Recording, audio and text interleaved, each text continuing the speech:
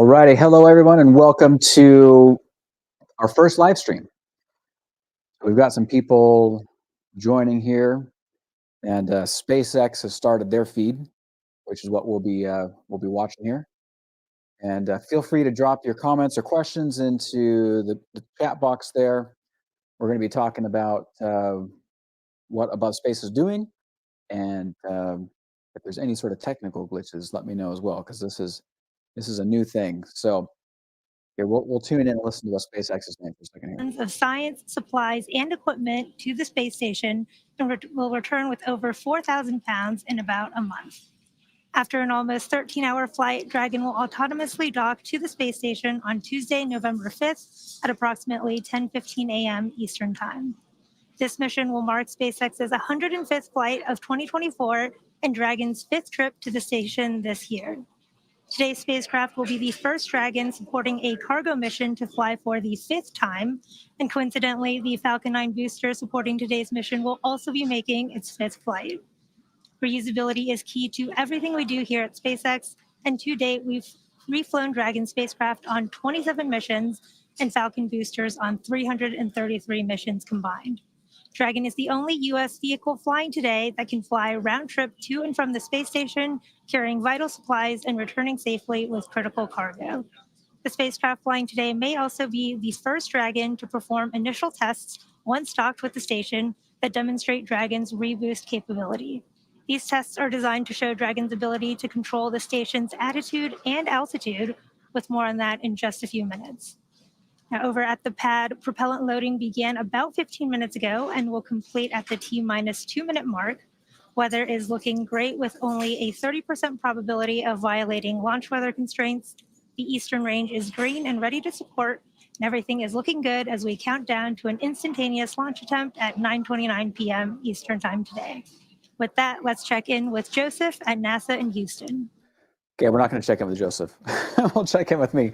Hey, welcome everybody to this live stream, the first one. So as you heard there, this vehicle, this Dragon that's going up there, it's going to dock to the ISS, and it's actually carrying a lot of payload. It's a resupply mission, and one of the things is it's carrying the MISSI experiment platform that is it's operated now by Aegis Aerospace, and above space we have customer payloads and their own payloads. They're going to be going up on this launch tonight.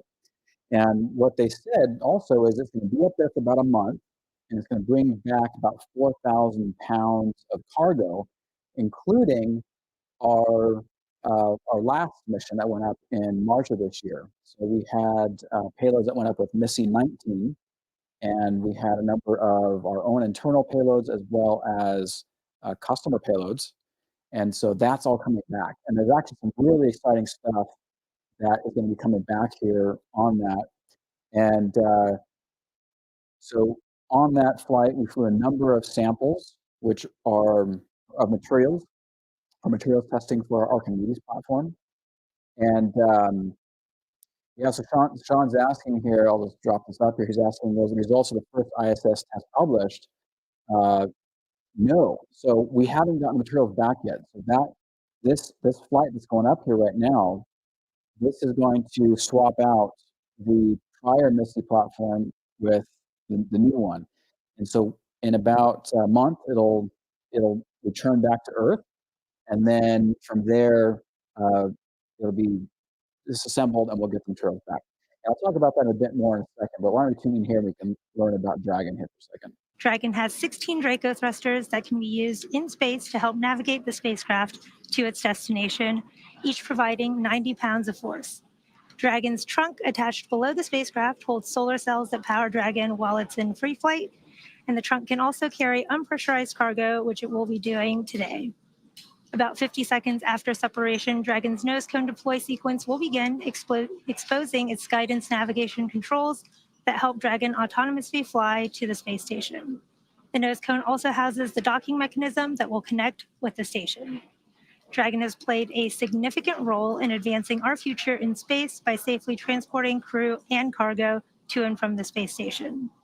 Altogether, the reusable Dragon spacecraft fleet has completed 9 human spaceflight missions on behalf of NASA and has both visited the station and returned to Earth 43 times under NASA's commercial resupply and commercial crew programs.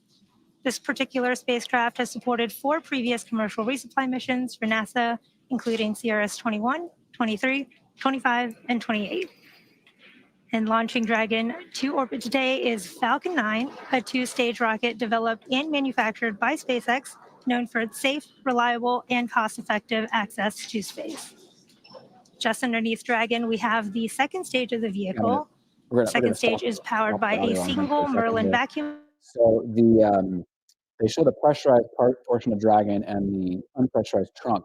So the Misty platform, our payloads are inside of that pressurized piece, and then that platform is brought in through the airlock into the ISS, where it is then put on the Japanese airlock and put out the Japanese Kaibo module, where it's grabbed by Canadarm and then positioned exterior to the station. And Benny's asking, do we have badges for each launch? We should. We will. We'll figure that out. Yeah, we'll get some launches. So mission 19 is what I was talking about earlier. That's the one that this mission is going to go bring back. And on that flight, we flew a number of materials for our Archimedes platform. We also flew materials that can be used for other programs that we have going on. And also had a number of customers that flew with us, including Ascent Solar. We had done a phase 1 SBIR with them, developing methodologies for building solar panel factories in space. And they're actually flying some samples. They've been up there. And some fun things that were brought up. So we actually flew all of our investors' names, our team names. We flew art from our art contest. We had photos of our team. We flew on an SD card a couple of videos, including, if you've seen it on our YouTube channel here, there's a video that says it's kind of a promo, and it's Let's Go to Space from our D-Star demo. So if you're at a D-Star demo, you're also in that video. And then we flew a couple of surprising things, which we haven't talked about before. So we actually flew 1,000 NFT images, which are going to be coming back to Earth on this flight. And right here, they're showing actually the boost maneuver that they're going to use to deorbit ISS. This is a modified Dragon with a much larger service module here.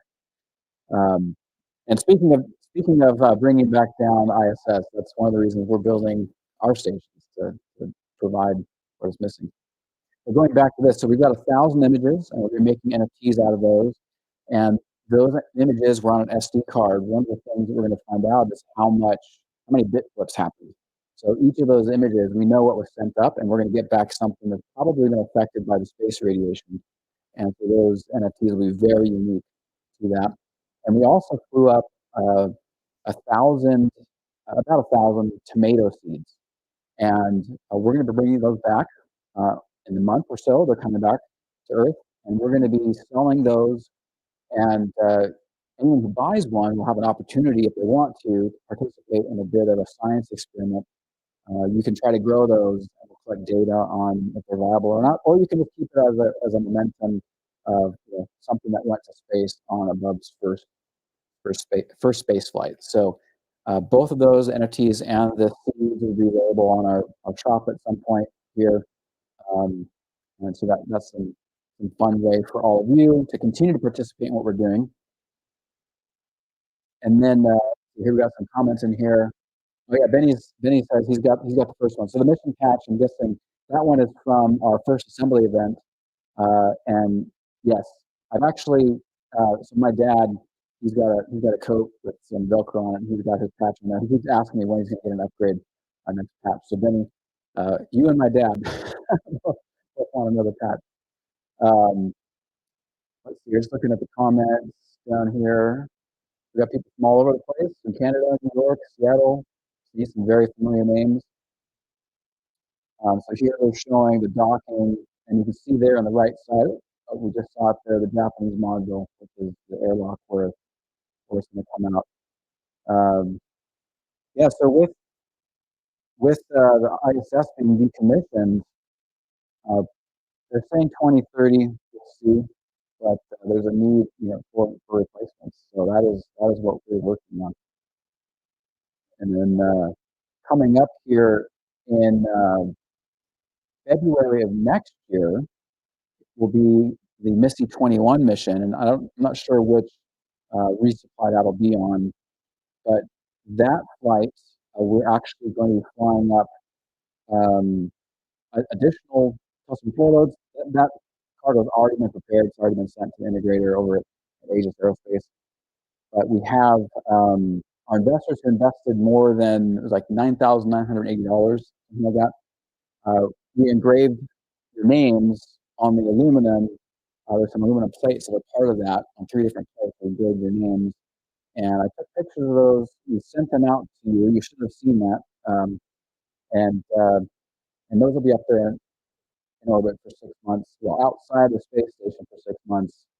From start to finish, it's about 9 months that they'll be in space. And so I'm not sure if we'll be able to get those plates out, but when we get the payload back, if they're intact and salvageable at all, they're embedded with a bunch of epoxy and stuff. But if we can get those back, maybe we'll get those, sell those, auction them. I don't know, you guys tell us what you want us to do with those plates. But that won't be until like January of 2026 when we get those back. So there's some time on that. Yeah, so Aiden's asking, what are some differences between Above's individual Misty missions? Well, the similarities are probably easier to explain. So each of the missions, we are flying customer payloads. They're all profitable missions. And what that means is we have companies that approach us with experiments they want to run and do on orbit. And that's everything from testing coatings, testing actual custom materials, testing polymers. We've got radiation shielding.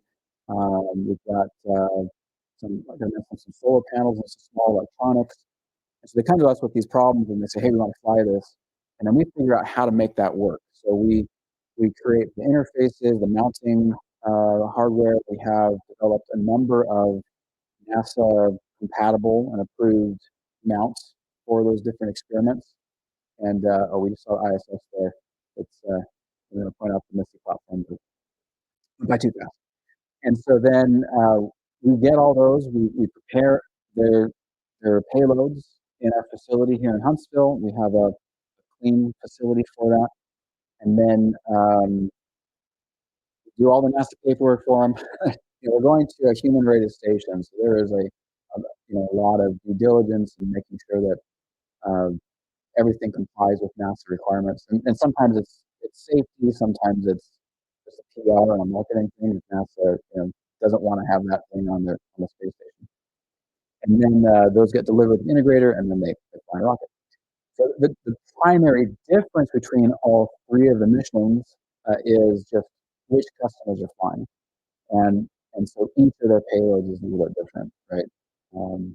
The Misty 20, which is going up right now, our payloads on this one are mostly materials. I'm just looking at the list here, mostly material samples. And then on Misty 19 and Misty 21, there's a variety. Actually, I take it back. There is one coating going up right now. But on the other 2 missions, there's some more eclectic and interesting things. So we're 5 minutes out from launch here, and here. We'll go back. Dragon is in configure for terminal count. This is where things get exciting. Dragon is in terminal so our payload's count, up in the power. Well, I was going to point at the screen. There is that call out for Dragon transitioning to internal power.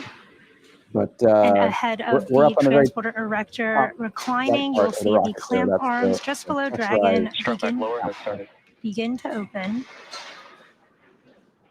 And you guys tell me if the audio is too low. I have no idea what the transporter erector is designed to transport, raise, and support Falcon 9 at the launch pad and uses its umbilicals or flexible lines to route the vehicle's fluids, power, and telemetry from ground systems to the rocket and payload until Falcon 9 switches to internal power. There you can see those clamp arms beginning to open right under Dragon at the top of the second stage.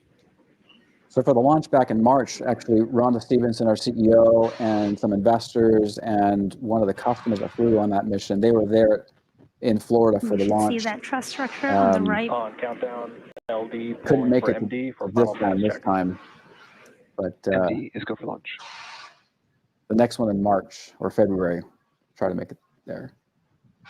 You see the transport director reclining from Falcon 9. Okay, I'm hearing my audio is a little weak. I'll talk closer to the mic.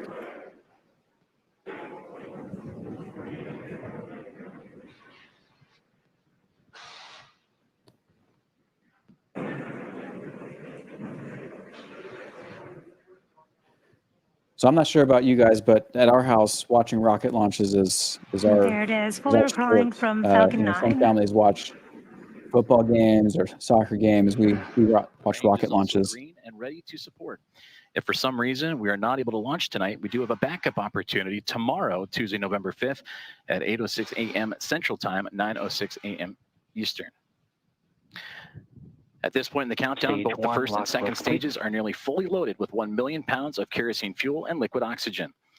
At T-minus 60 seconds, Falcon 9 will be in startup. This means that the rocket's autonomous internal flight computers have taken over the launch countdown. And just inside T-minus 2 seconds, we'll light the Merlin 1D engines for liftoff. The vehicle continues to be healthy, and the Falcon 9 team is tracking no issues. Currently, the weather is green, and the range is ready to support a T0 at 9:29 p.m. Eastern Time. Weather is looking good, and in these last few minutes, Falcon 9 is performing final health checks on the primary communications, avionics, and propulsion systems ahead of launch. Stage 2, locks load complete. Yeah, this is all good news. As long as there's not a hardware issue, we should be launching right now.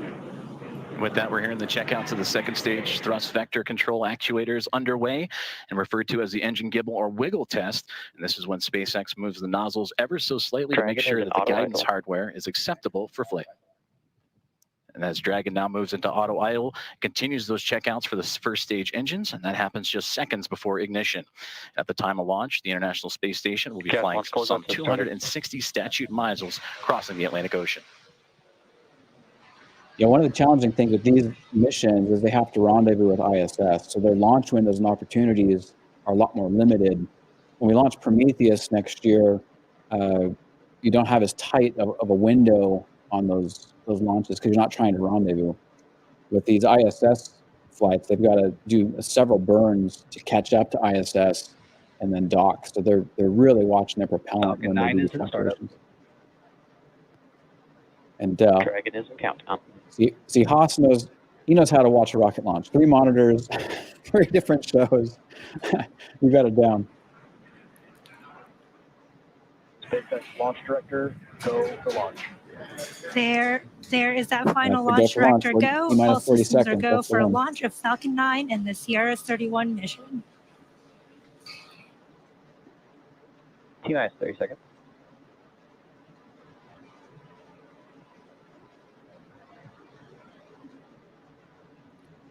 Yeah, these launches are fun because we get to be spectators. With Prometheus, we'll be there in the control room and 15 seconds. Working on our spacecraft. But these ones will pass it. We're just along for the ride. 9, 8, 7, 6, 5, 4, 3, 2, 1. Ignition. Engines full power. And liftoff. Go SpaceX. Go Falcon. Go CRS. Vehicles pushing downrange. And we have liftoff. NASA's SpaceX 31st commercial resupply mission is on its way to the International Space Station, carrying science, supplies, and the spirit of exploration. So we fall into the science and spirit of exploration categories.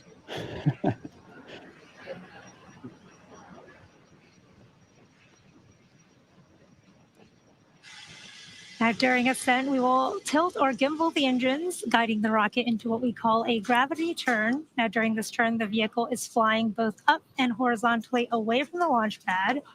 The rocket Power telemetry nominal. Typically needs to go 17,500 miles per hour horizontally in order Falcon 9 is supersonic. avoid getting pulled back down to Earth. You just heard that call out that Falcon 9 is supersonic. And shortly, we'll be throttling the engines back in preparation for max Q. So Dale Ammon is in chat Max here. Q. Dale, congratulations There's that to you call and for entire max Mortal Q. Beta That's the team. maximum aerodynamic pressure that the vehicle will see during ascent.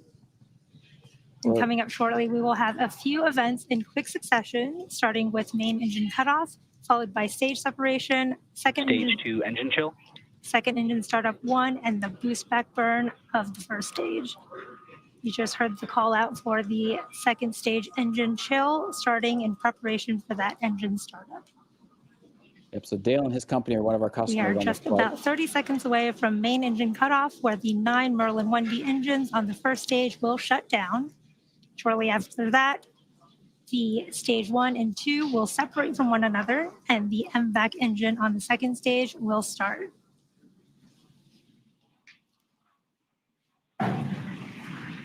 Second engine start 1 is when we ignite that single Merlin vacuum engine of the second stage.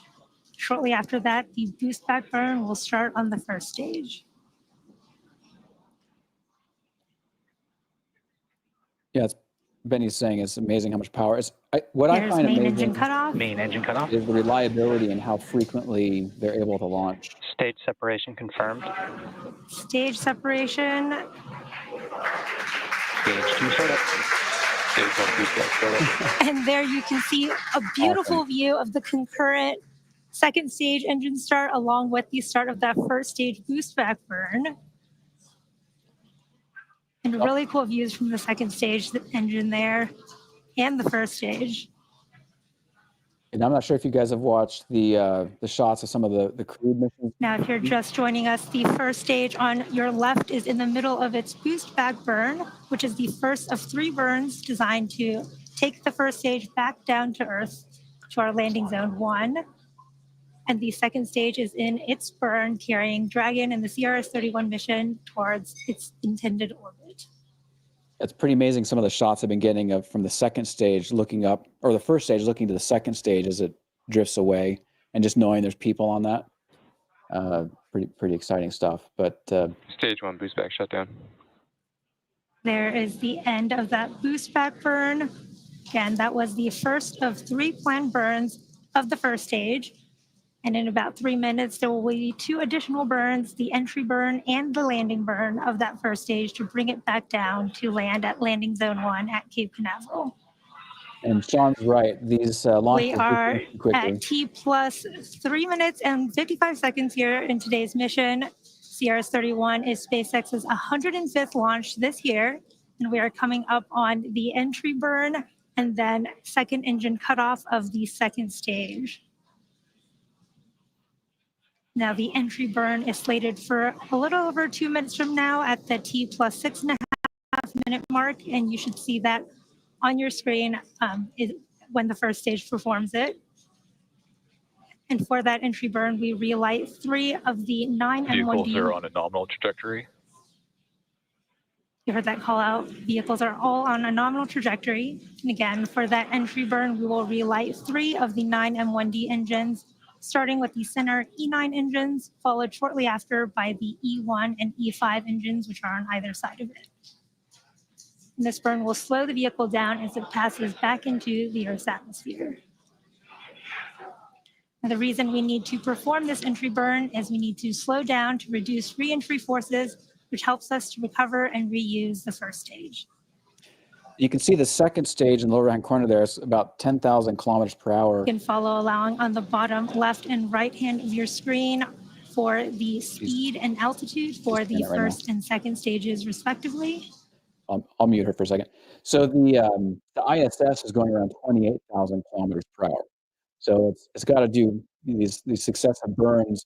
And actually, the second stage stays at a slightly lower altitude, which allows it to catch up to ISS. And it does a series of burns, which make it increase its altitude and match its orbit with ISS. We'll come back here in a second for the reentry burn. Aiden's asking, what are my thoughts on SpaceX catching the Starship rocket booster recently? Yeah, so I was up, early in the morning to watch that launch. I've watched, I think, every Starship launch live, including the initial Starhoppers. Absolutely incredible. You know, I think one of the things, just like I was saying, reusability and these landing, we're going to hopefully be able to see the booster land here. SpaceX makes it look so easy. The engineering, the machining, and the fabrication talent, the math and the calculations that go into all of this are incredibly complex. And I think that's what gets us all excited about it, right? Is it looks so easy, but we know that it's something that's really hard to do. And just in the bigger picture, when we started designing Voyager Station, we did that with the eye. Oh, we got a landing going here. This is a 3-engine burn of the first stage, slowing the first stage down as Entry it burn. comes back home. Stage 1 entry burn shutdown. Stage 1 FTS is saved. And there is that call out for a good entry burn and the flight termination system being saved. Really cool views of the nighttime on the Cape Canaveral coast. Yeah, so we'll come back to that in a second. Yeah, I think what's exciting for us here at About Space is we designed Voyager Station with the eye to what the capabilities we're going to be with Starship someday. And Pioneer Station, our station in the box, we've designed those to be able to fly with the Falcon 9, a 5-meter fairing. But once Starship flights become regular, we're going to need things to put in it, right? And I know Elon's really focused on getting to Mars, and there's going to be a lot of Starships they're producing to get to Mars. But in between those Mars transits, there's going to be a time where these Starships are going to be needing to take things to orbit. Oh, here we go. Watch this.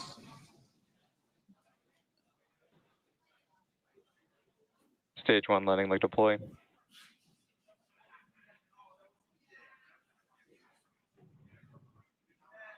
There we Stage go. 1 landing is confirmed.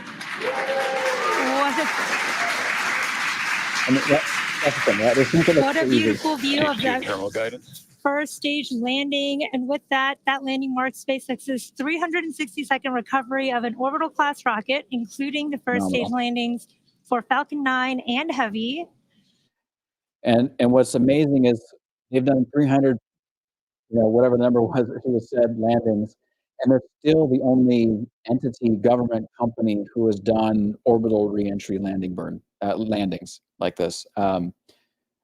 It'll change, it's going to change, but it's, again, they make something so complex look so simple. And you can see here the second stage now up to 27,000 kilometers per hour.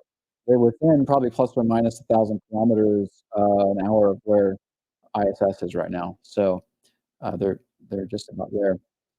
Let's see here. Benny's saying that SpaceX has done more in space advancements than 60 years of NASA.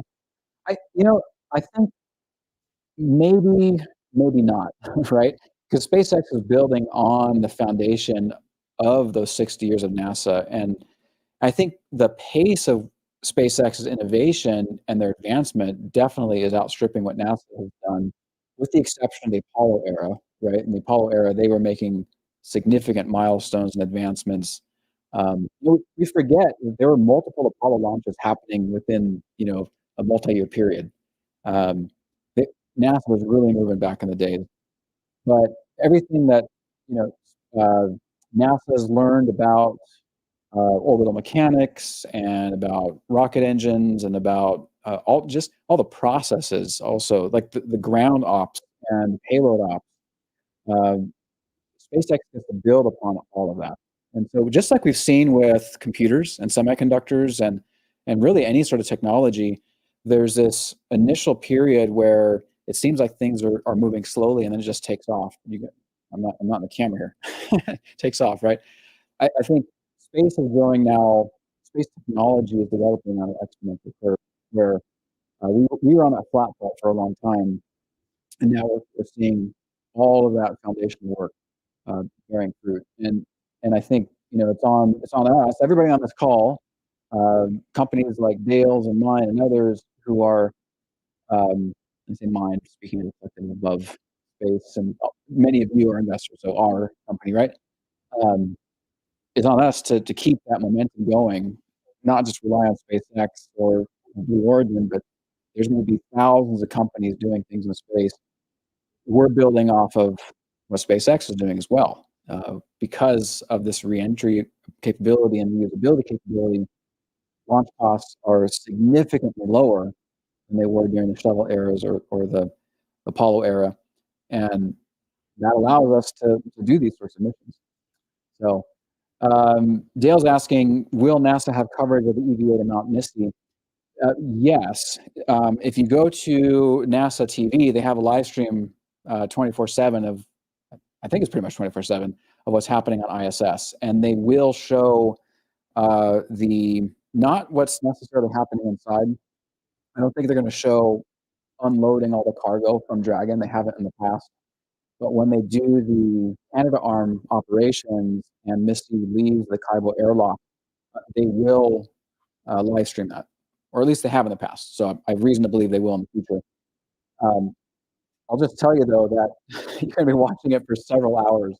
Like Canadarm, usually when you watch a video online and you see Canadarm do some maneuver, look at how fast Earth is spinning in the background. It is moving fast, and that's because they time lapse those videos. Canadarm moves at an incredibly slow snail's pace, and so you're watching the video and you're wondering, is anything happening? But then you look back 5 minutes later, and yes, it's moved a meter. I haven't found a way. I mean, you can record that, just do screen capture off of your computer. It's on YouTube, NASA TV, and you can make your own time lapse. They don't save those clips and make them readily accessible. And then Benny's pointing out that the Dragon capsule can land on land. Yeah, they designed it to do that with the Draco thrusters, and they just haven't because of really NASA and their safety standards.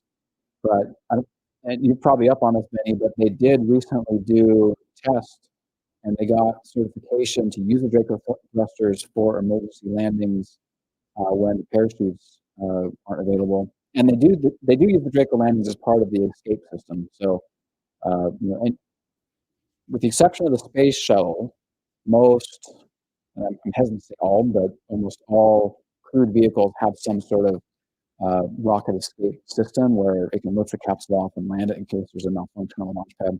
So Draco thrusters were designed to do that, and my understanding is they have clearance now to use those as a backup for parachutes, which is pretty cool. Kathy says, beautiful. Absolutely. Agree. Let's see here. Yeah, Benny's saying the amount of material we can send in space in one launch. Well, even now with Dragon, being able to send thousands of pounds of payload is fantastic, but many hundreds of tons with Starship will be really, it's going to change a lot of things. Absolutely.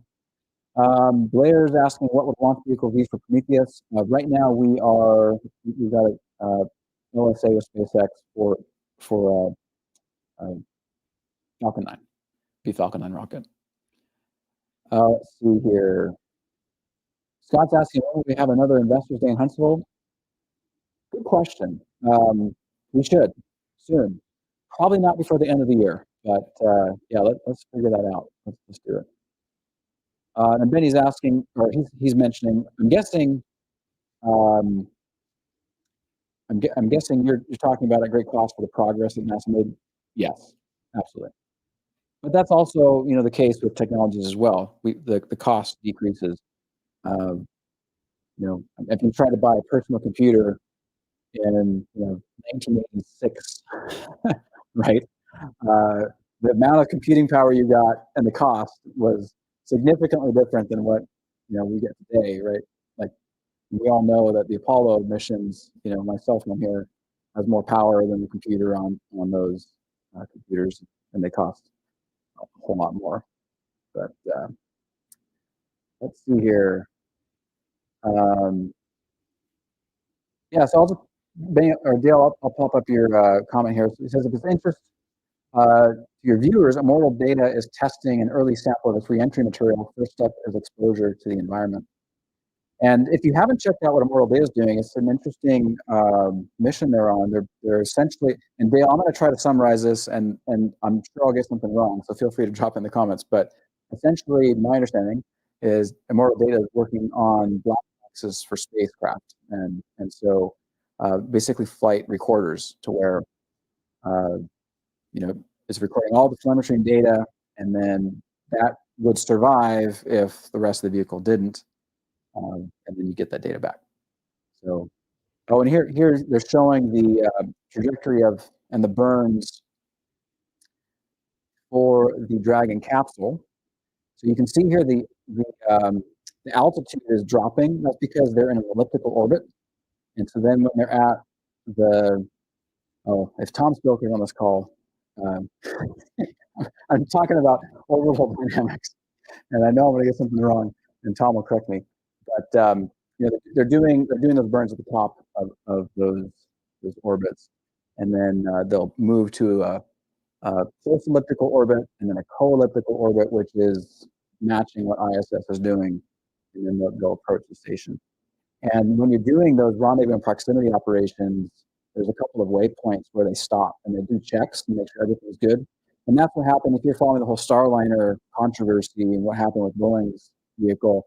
They were at one of those waypoints, parking spots, basically just outside the kind of safety keep-out zone of ISS, and they were testing all the thrusters to make sure everything would work before they approached ISS. And that's where they discovered they had some problems. Didn't get better from there. But great. Well, that's the launch, guys. You know, it's over really quickly. So just some reminders, some fun things. Like I said, we'll send out notifications as we put together these NFTs that you can purchase, and very unique. It'll be interesting to see what the data is like when it comes back. And then also the seeds that we're going to be making available on our store, and you can own a piece of not only above first mission orbit, but also something that's been in space.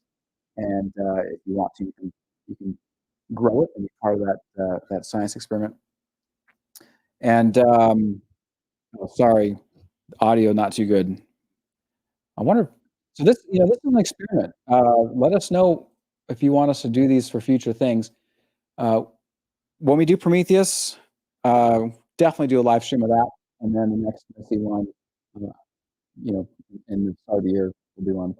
But so Missy coming up, we've got Prometheus coming up. Also, if you haven't been to invest.above.space, we just launched another opportunity for non-accredited investors to participate. We have our institutional Reg D raise going on right now, and we have a accredited Reg D raise going on for accredited investors, and we just launched an opportunity for unaccredited investors. And if you don't know if you're an accredited investor or not, you can reach out to us and we can help you figure that out. And then, we'll look into doing some sort of investor thing. We've got some cool stuff going on at our facility here. We've got the clean room under fabrication. We've got a full-scale mock-up of Station in the Box, which our core. Let's see if I can get this me on the screen here. I get rid of this. Get rid of our cool little. There we go. We've got the core for Station in a Box, which is under construction, and that's going to be the central core as well as a portion of one of the floor levels, and then all the cool stuff we've been playing with, the IOTA and D-Star and the Missy work. So, alrighty, well with that, we'll call it a night, and thanks everybody for joining in on this, and I'll see you on the next one. And there's no cool intro or outro on this. This is very, very casual. So I'm just gonna hit the end screen button and you guys can go on with the day. Okay, thanks.